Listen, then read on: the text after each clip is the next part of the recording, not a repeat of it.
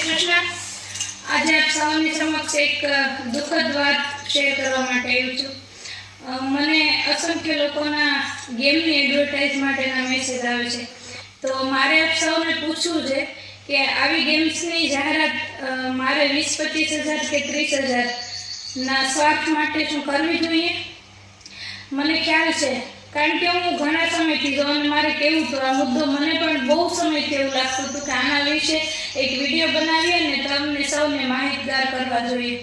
આજે અસંખ્ય એવા ઇન્ફ્લુએન્સર છે કે જે એક ક્રિએટર છે, જેમની પાસેથી આપણને કંઈક નવું શીખવું છે, નવું જાણવું છે, જેમના ફેન ફોલોઅર્સ વધારે છે, એવા લોકો 20-25 કે 30 હજાર રૂપિયાના સ્વાર્થ માટે એવી ગેમની જાહેરાતો કરે છે કે જેની દરેક વિડીયોની અંદર તમારે સચ્ચાઈ જાણવી હોય ને તો જોજો કે એમાં કમેન્ટ બંધ રાખેલી હશે। જો એ લોકો ખરેખર સાચા છે તો પછી એને કમેન્ટ બંધ રાખવાની શું જરૂર છે? તમે મને કહેશો? તમે મને ફોલો કરો છો, મને અનુસરો છો, તો તમે મારા માટે ફેન ફોલોઈંગ નહીં પણ મારા માટે એક પરિવાર છો। જ્યારે તમે મારી પાસેથી કંઈક શીખવા આવ્યા છો તો મારી નૈતિક જવાબદારી બને છે કે મારે તમને એવું જ્ઞાન પીરસવું જોઈએ કે જે તમને કંઈક જિંદગીમાં કામ આવે, તમે એમાંથી કંઈક શીખીને આગળ વધી શકો। મારે મારા સ્વાર્થ માટે એવી ગેમની જાહેરાત કરી અને કેટલાય લોકોના પરિવાર, કેટલાય લોકોના ભાઈ દીકરાઓ, કેટલા પરિવાર ઉજળી ગયા છે, કેટલા પરિવાર એમ કહેવાય કે વેર વિખેર થઈ ગયા છે, અને આજે અસંખ્ય લોકોના મને ફોન મેસેજ આવે છે કે એ આ ગેમની એડવર્ટાઇઝ જોઈ અને ગેમના રવાડે ચડી, આ વ્યસનમાં પડી, આ જુગારમાં પડી અને લોકો બરબાદ થઈ ગયા છે। એવા ઘણા લોકો છે કે જેમને પોતાના ઘર પરિવારમાંથી રહેલી મૂડી, ઘરેણા, પૈસા બધું જ ગીરવે રાખી દીધું, છતાં આજે એ લોકોને 2 ટાઈમ ખાવાની પણ તકલીફ પડે એટલી તકલીફમાંથી એ લોકો પસાર થઈ રહ્યા છે।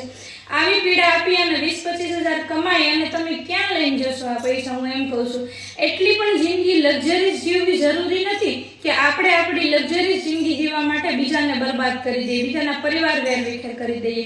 હું જે પણ ઇન્ફ્લુએન્સર છે એને 2 હાથ જોડીને વિનંતી કરું છું કે કમાવાના સ્ત્રોત આ દુનિયાની અંદર બહુ બધા છે, મહેનત કરી લ્યો, બીજેથી કમાઈ લો, તમે તમારી પાસે અસંખ્ય સ્ત્રોત છે, એમાંથી કમાણી કરી લો, અને ન થતું હોય ને તો 2-5 વીઘા જમીન હોય ને ખોતરીને એમાંથી ખાઓ, પણ કોઈના પરિવાર બરબાદ ન કરો, કોઈના જુવાન ભાઈ દીકરાઓને દીકરીઓને આ ધંધે ન ચડાવો। આ એક પ્રકારનો જુગાર જ છે અને જુગારમાં ક્યારેય કોઈ જીતીને નથી આવતું। તો જે પણ લોકો ગેમની જાહેરાત કરે છે ને, હું તમને એમ કહું છું કે એમને ફોલો કરવાનું જ બંધ કરી દો, એમને અનુસરવાનું જ બંધ કરી દો। આજે કેટલા લોકો મૂર્ખ છે મને એ નથી સમજાતું કે જે ગેમની જાહેરાત કરે, તમને એક ખરાબ રવાડે ચડાવે, ખરાબ પ્રવૃત્તિઓ દેખાડે, તમે એને લાખો કરોડોમાં ફોલો કરો છો, અનુસરો છો ને એમના જેવી જિંદગી જીવવા પ્રયત્ન કરો છો। કોઈ ગાડી લઈએ એવો, કોઈ આઈફોન લઈએ એવો, કોઈ આ લઈએ એવું, તે લઈએ, બધું ક્યાંય સોશિયલ મીડિયામાંથી મળતું નથી, કોઈ ગેમમાંથી પણ નથી મળતું। પૈસા કમાવા માટે મહેનત કરવી પડે છે। એટલે આ બધું છોડી અને તમારા પરિવારને, મા બાપને પૂછીને જે કાંઈ પણ કરતા હોય કરો, એવી મારે આપ સૌને નમ્ર વિનંતી છે। અને ખાસ જે ગેમની એડવર્ટાઇઝ કરતા હોય ને એના આઈડી રિપોર્ટ મારવાનું શરૂ કરો, એને અનુસરવાનું અને ફોલો કરવાનું પણ બંધ કરો, કારણ કે આપણા સ્વાર્થ માટે 20-25 હજારના સ્વાર્થ માટે કોઈની જિંદગીઓ બરબાદ થાય એ હું તો ક્યારે સહન નહીં જ કરી લઉં। આપ સૌને વિનંતી કરું છું કે તમારા મા બાપને, પરિવારને સાથે રાખી મહેનતથી કમો, 15-20 હજારમાં પણ તમે ખુશીથી જીવન શાંતિથી જીવી શકશો।